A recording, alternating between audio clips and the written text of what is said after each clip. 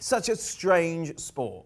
Because you look at Bayern and the way they play today and you think, why on earth have they been having any sort of problems? Yeah. Because they were absolutely brilliant, weren't they? Yeah, but new manager Barnesford coming in, well, not coming in, he's been there since the summer, but all of a sudden he's been handed the reins, whether it's on temporary or permanent or till the end of the season, we'll figure that out in time. But you see a reaction from the team. Yeah. He makes a couple of changes to the starting lineup. I think as a team, you see Bayern looking back to their best. Individually, they look happier. It seems as though they're far more cohesive.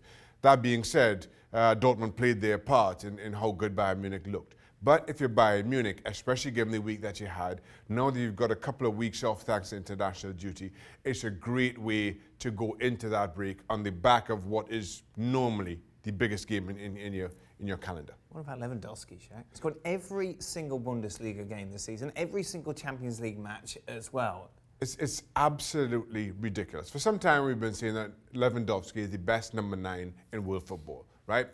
And again, I always have to add the caveat that we don't consider Lionel Messi and Ronaldo number 9s. But he has been, without question, the best. And still, you see him continue to do that. And the thing for me with Lewandowski is, his instincts are better than anybody else's. His finishing is better than anybody else's. And he's doing it with a consistency, not just this season. You mentioned his record this season.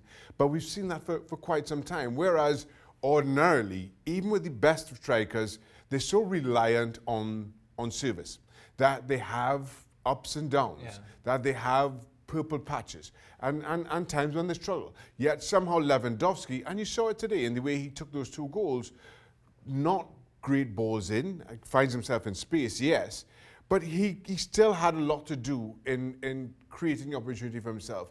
And then he makes the finish look so easy at the end of it. I mean, it really is something to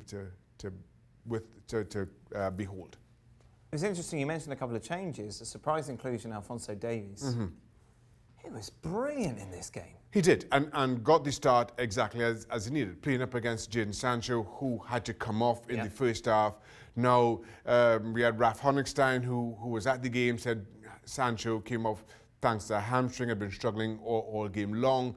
Now, just from my perspective, looking at it on the television screen, I just thought it odd that someone with a hamstring injury jogging off the park, and then as the cameras followed him down the sidelines, there was nobody there waiting with a bag of ice.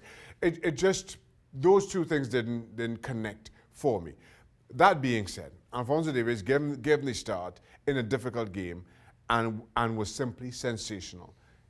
Bayern got the start that they wanted. They got the goals that gave them a little bit of a gap and allowed the team to play with a certain freedom.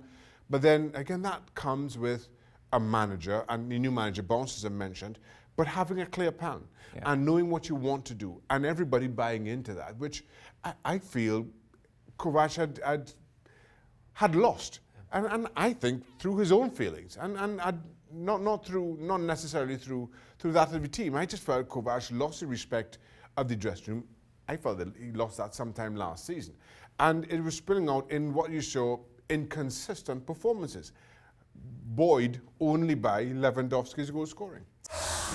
Thanks so much for watching ESPN on YouTube. And for more sports highlights and analysis, be sure to download the ESPN app. And for premium content and live streaming, subscribe to ESPN Plus.